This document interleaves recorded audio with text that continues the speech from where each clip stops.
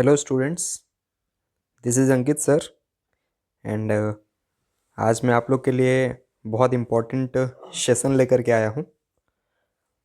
आज हम लोग कुछ इम्पोर्टेंट डायग्राम्स के बारे में पढ़ेंगे जो क्लास 12th बोर्ड में काफ़ी बार आ चुके हैं और आने वाले समय में भी, यानी जो 2025 के फरवरी में जो एग्ज़ाम होने वाला है उसमें भी ये आ सकते हैं।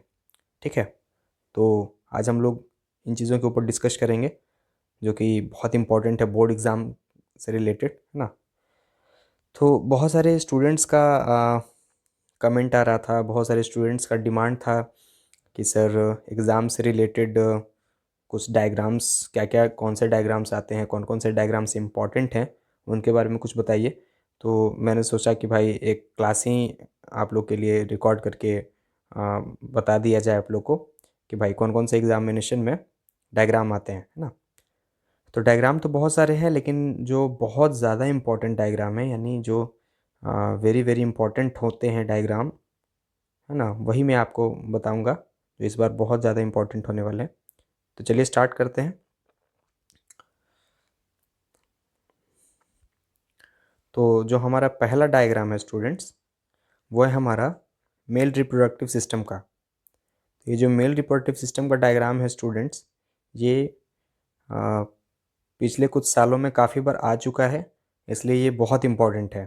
ठीक है, ये बहुत इम्पोर्टेंट है और इस डायग्राम को आप लोग प्रैक्टिस ज़रूर करिएगा 2-4 बार, क्योंकि बिना प्रैक्टिस के कुछ होगा नहीं, है ना। दिखने में ऐसे ही कॉम्प्लिकेटेड लगता है मेल रिप्रोडक्टिव सिस्टम, तो बिना प्रैक्टिस के ये पॉसिबल नहीं हो पाएगा कि आपका अच्छे से डायग्राम बन पाएगा। और आप लोग एक चीज़ ज़रूर ध्यान दीजिएगा, एग्ज़ामिनेशन में आप लोग पेंसिल का इस्तेमाल ज़रूर करिएगा।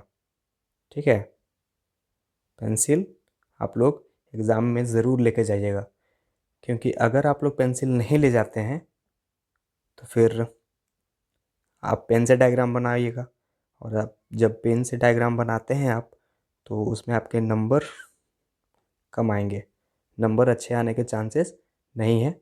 तो आप लोग एक चीज़ ध्यान दीजिएगा, ठीक है, इस पे ध्यान देना है ना।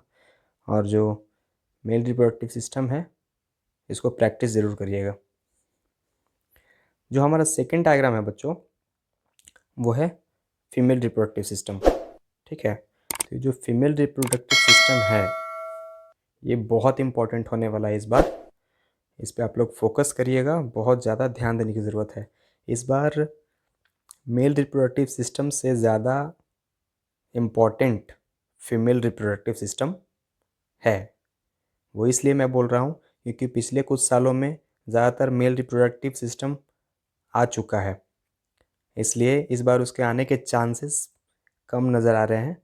ठीक है ना, इस वजह से मैं इस बार फीमेल रिप्रोडक्टिव सिस्टम को बहुत बहुत इम्पॉर्टेंट मानता हूँ।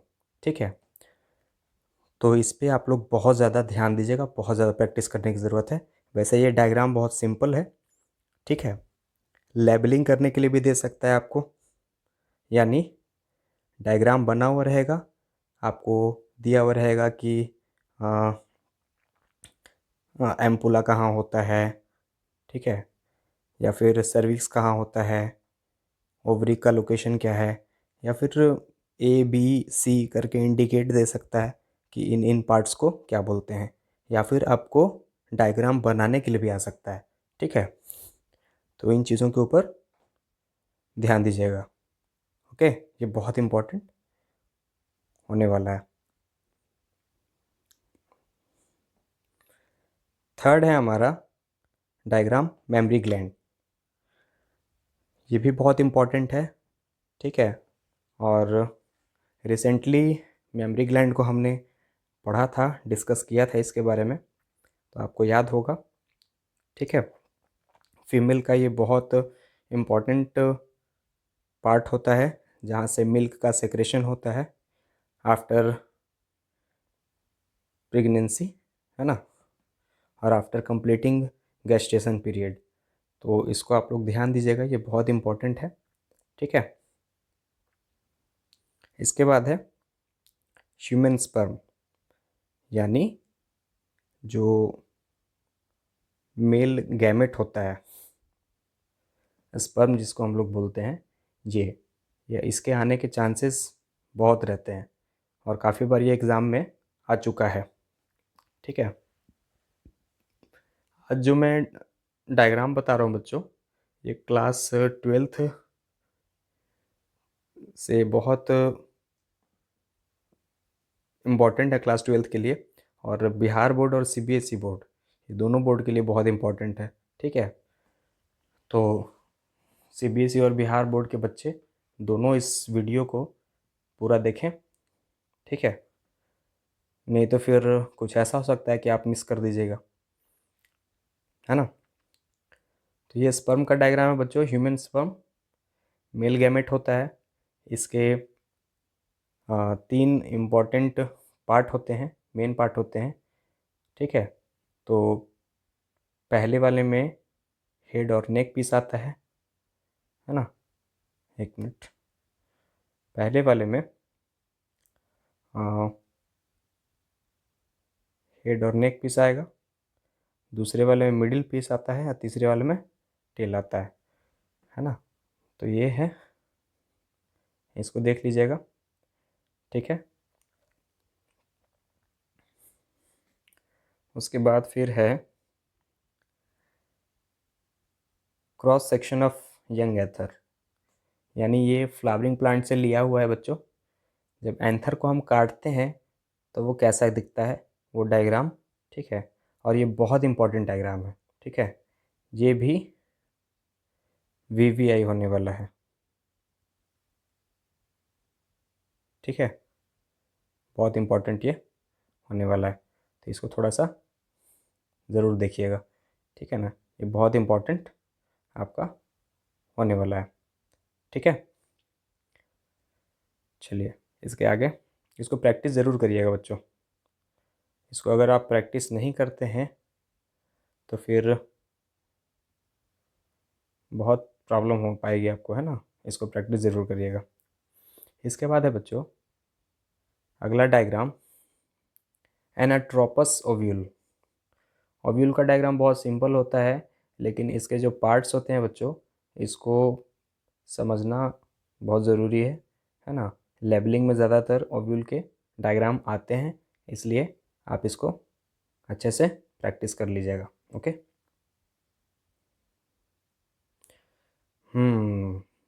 यस, एन एम्ब्रियो सैक, ये डायग्राम बच्चों बहुत इम्पोर्टेंट डायग्राम। ठीक है, ये डायग्राम बहुत ज़्यादा इम्पॉर्टेंट है।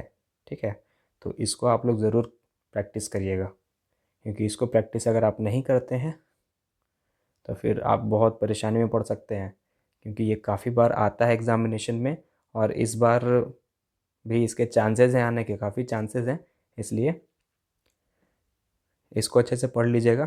ठीक है, पोलर न्यूक्लियाई कहाँ पे होता है, एंटीपोडल्स कहाँ पे होता है ना। तो ये रहा पोलर न्यूक्लियाई, ये रहा एंटीपोडल्स।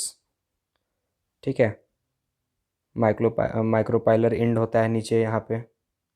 तो ये सब जो चीज़ें हैं आप लोग को पता होना चाहिए। ठीक है, तो इस पे थोड़ा सा ख़ास तौर से ध्यान दीजिएगा।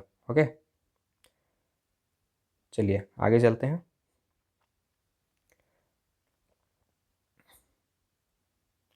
हमारे नेक्स्ट है स्पर्मेटोजेनेसिस।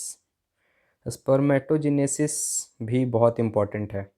ठीक है ना, स्पर्मेटोगोनिया, है ना, माइटोटिस डिवीज़न होता है, डिफरेंशिएशन, है ना, तो प्राइमरी स्पर्मेटोसाइट्स बनता है, फर्स्ट मियोटिक डिवीज़न होता है, सेकेंडरी स्पर्मेटोसाइट बनता है। तो ये पूरा का पूरा जो प्रोसेस है स्पर्मेटोजेनेसिस का, ये पूरा जो आपको टेबल डायग्राम है, सीक्वेंस जो दिया हुआ है, ये स्टेप बाय स्टेप ये आपको अच्छे से पता होना चाहिए। ठीक है, ये बहुत इम्पॉर्टेंट है। ठीक है, ये भी वीवीआई है बच्चों। ठीक है, इसको भी आप लोग ज़रूर प्रैक्टिस करिएगा। ठीक है, मैं आपको आज एक चीज़ क्लियर कर देता हूँ कि जो भी मैं आपको डायग्राम आज बता रहा हूँ वो सारे के सारे डायग्राम्स बहुत इम्पोर्टेंट हैं, वीवीआई हैं। ऐसे तो बहुत सारे डायग्राम हैं जो एग्ज़ाम में आ सकते हैं, आने के लिए कुछ भी आ सकते हैं, लेकिन मैं ज़्यादातर वही डायग्राम्स आज बता रहा हूँ जो ज़्यादातर इम्पोर्टेंट हैं या फिर ज़्यादातर जो आ चुके हैं एग्ज़ामिनेशन में या फिर इसके चांसेस भी हैं आने के, इस वजह से मैं बता रहा हूँ। ओके, तो ये चीज़ आप लोग ध्यान दीजिएगा।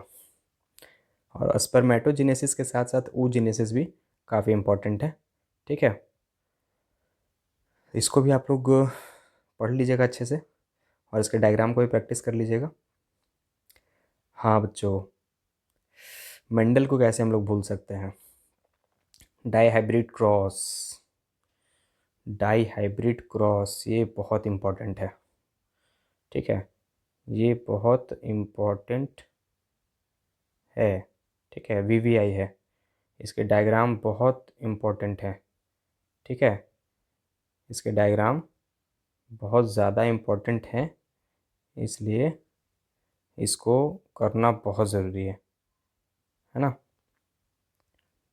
इसको प्रैक्टिस ज़रूर करिएगा, क्योंकि इसको प्रैक्टिस अगर आप नहीं करते हैं तो फिर आपको प्रॉब्लम हो सकती है।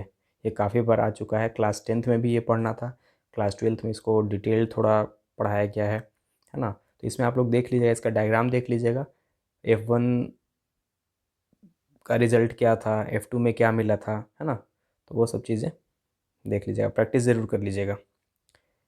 इनकम्प्लीट डोमिनेंस है इसके बाद बच्चों, नेक्स्ट डायग्राम। इनकम्प्लीट जो डोमिनेंस है फ्लावर से रिलेटेड जो है ना, तो ये भी इम्पॉर्टेंट है, ये भी देख लीजिएगा, इसका रेशियो देख लीजिएगा, है ना। F1 का रिज़ल्ट क्या था, F2 का क्या रिज़ल्ट था, ठीक है। इसके बाद है न्यूक्लियोसोम। न्यूक्लियोसोम बहुत इम्पॉर्टेंट है, ठीक है, न्यूक्लियोसोम बहुत इम्पॉर्टेंट है। H1 हिस्टोन, DNA, है ना, हिस्टोन ऑक्टेमर और कोर ऑफ हिस्टोन मॉलिक्यूल, यानी ये सारे पार्ट आपको पता होनी चाहिए अच्छे से, है ना। इवन मैं कहूँगा कि DNA से रिलेटेड जो भी डायग्राम्स हैं वो सारे डायग्राम्स, वो सारे टॉपिक्स आप अच्छे से पढ़ लीजिएगा, क्योंकि ये सारे के सारे इम्पॉर्टेंट हैं, बहुत इम्पॉर्टेंट है, ठीक है। न्यूक्लियोसोम काफ़ी बार एग्जामिनेशन में पूछ चुका है, इसलिए इसको आप नज़रअंदाज मत करिएगा, ये इम्पॉर्टेंट है, ये आ सकता है, ठीक है। DNA का फुल फॉर्म आप लोग को याद होगा, डीऑक्सी राइबो न्यूक्लिक एसिड। तो इसको आप लोग एक बार अच्छे से कवर कर लीजिएगा, ठीक है, प्रैक्टिस ज़रूर करिएगा, बहुत इम्पॉर्टेंट है ये, ठीक है। उसके साथ साथ रेप्लिकेटिंग फॉर्क है बच्चों। DNA मैंने बताया आपको कि DNA से रिलेटेड जो भी है इसको प्रैक्टिस करने की ज़रूरत है, ठीक है, इसको भी देख लीजिएगा। हाँ बच्चों, एंटीबॉडी मॉलिक्यूल बहुत इम्पॉर्टेंट। एंटीबॉडी मॉलिक्यूल बच्चों क्या होता है, एंटीबॉडीज़ मॉलिक्यूल जो होता है वो प्रोटीन से बना हुआ होता है, ठीक है, और प्रोटीन से जो मॉलिक्यूल बनते हैं इसको हम लोग क्या बोलते हैं, इसको हम लोग इम्यूनो ग्लोब्यूलिन्स बोलते हैं, ठीक है। यहाँ पे ध्यान से देखिएगा, आपको लिखा हुआ नज़र आ रहा है ये, है ना, इम्यूनो ग्लोब्यूलिन्स, ठीक है। And antibody has a Y shaped structure, ठीक है, देखिए यहाँ पे ये स्ट्रक्चर कैसा बन रहा है, वाई शेप्ड स्ट्रक्चर बन रहा है, ठीक है। और ये एंटीबॉडी है बच्चों, ये बहुत इंपॉर्टेंट है, ठीक है। वीवीआई इसको मैं मानता हूँ, ये बहुत बार एग्ज़ामिनेशन में आ चुका है और इसके चांसेस भी हैं आगे आने के, ठीक है। तो इसको आप लोग ज़रूर प्रैक्टिस करिएगा, ठीक है। बायोगैस प्लांट ये भी इम्पोर्टेंट है, इसके भी चांसेस हैं आने के, ठीक है, इसको भी प्रैक्टिस कर लीजिएगा, ये भी अच्छा क्वेश्चन है, डायग्राम पूछ सकता है। हाँ बच्चों, PBR 322, PBR 322, PBR 322 क्या है? PBR 322 is the first artificial cloning vector developed in 1977 by Bolivar and Rodriguez from E. coli plasmid। ठीक है, इसके फीचर्स यहाँ पे क्या क्या थे? तो origin of replication, selectable markers और क्लोनिंग साइट। ठीक है, ये जो है बच्चों बहुत बहुत इम्पॉर्टेंट है। इसको बहुत बार एग्ज़ामिनेशन में देखा गया है, इससे रिलेटेड क्वेश्चन बहुत बार आए हैं। इसको प्रैक्टिस ज़रूर करिएगा, ये 2 से 3 नंबर के क्वेश्चन में आपको ज़्यादातर पूछ सकता है, तो इसको आप लोग ज़रूर प्रैक्टिस करिएगा। ठीक है, और ये बायोटेक्नोलॉजी चैप्टर से लिया गया है। ठीक है,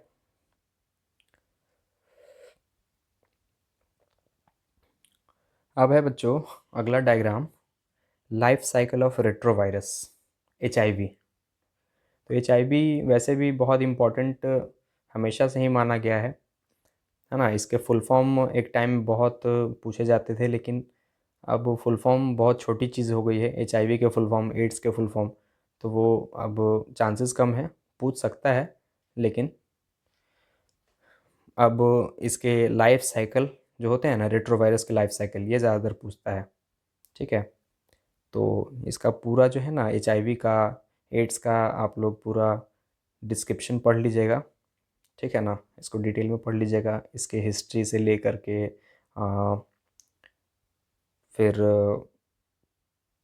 इंडिया में कब पाया गया है ना, कहाँ पे पाया गया, उसके बाद फिर इससे जो भी रिलेटेड है, इसके ट्रांसमिशन, इसके डायग्नोसिस, ट्रीटमेंट है ना, प्रिवेंशन, सब कुछ देख लीजिएगा।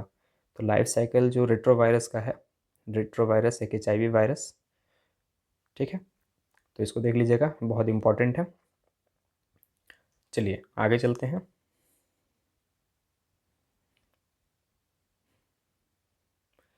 इसके बाद है बच्चों life cycle of Plasmodium vivax. ये इम्पॉर्टेंट है, बहुत इम्पॉर्टेंट है, बहुत इम्पॉर्टेंट है बच्चों, माना गया है ये बहुत इम्पॉर्टेंट। अब देखिए ये इम्पॉर्टेंट इतना क्यों है, क्योंकि ये टॉपिक बहुत बार पूछ चुका है एग्ज़ामिनेशन में, बहुत बार। ठीक है, आपको पता है जो मॉस्किटो है हमको जब काटता है, तो कौन सा मॉस्किटो काटता है? ये बहुत लोगों को नहीं पता होगा। मलेरिया के लिए रिस्पॉन्सिबल कौन सा मॉस्किटो होता है? मलेरिया फीमेल एनाफिलस मॉस्किटो के काटने से होता है। कौन सा? Female Anopheles mosquito. ठीक है, तो फीमेल एनाफिलस मॉस्किटो जो होती है बच्चों, उसके काटने से ये होता है। ठीक है, और जैसे ही ये काटता है, तो इसके काटने के बाद सबसे पहले डायरेक्टली इसका इन्फेक्शन जो है हमारे लीवर तक पहुंचता है। ठीक है, तो लीवर को सबसे पहले ये अफेक्ट पहुंचाएगा, नुकसान पहुंचाता है, और वहाँ से फिर हमारे पूरे बॉडी पार्ट तक इन्फेक्शन फैल जाता है। ठीक है, तो ये इम्पॉर्टेंट है बहुत ज़्यादा। ठीक है ना, और याद रखिएगा, एक बार फिर से बता दे रहा हूँ, फीमेल एनाफिलस मॉस्किटो को काटने से मलेरिया होता है। ठीक है, और डेंगू किसके काटने से होता है? फीमेल एडिस मॉस्किटो के काटने से होता है। ठीक है, तो ये सारे के सारे जो भी मैंने आपको आज डायग्राम बताए हैं बच्चों, ठीक है, ये सारे के सारे डायग्राम VVI हैं, बहुत ज़्यादा इम्पॉर्टेंट हैं, एग्ज़ामिनेशन में कई बार आ चुके हैं, इसलिए आप लोग इस पर फोकस ज़रूर करिएगा। ठीक है, और प्रैक्टिस ज़रूर करिएगा। एग्ज़ामिनेशन में ये सारे क्वेश्चन बहुत बार आते हैं। मैं एक बार फिर से रिपीट कर दे रहा हूँ, आप लोग एग्ज़ामिनेशन हॉल में जाने से पहले अपने पास पेंसिल ज़रूर रखिएगा, क्योंकि पेंसिल नहीं रहिए लेकर जाइएगा तो फिर आपके डायग्राम अच्छे से नहीं बन पाएंगे और आपके मार्क्स भी कम आने के चांसेस हैं, इसलिए इस पर ध्यान दीजिएगा। ओके, चलिए प्रैक्टिस करिए। जल्दी हम लोग मिलेंगे अगले वीडियो में, अगले इन्फॉर्मेटिव वीडियो में।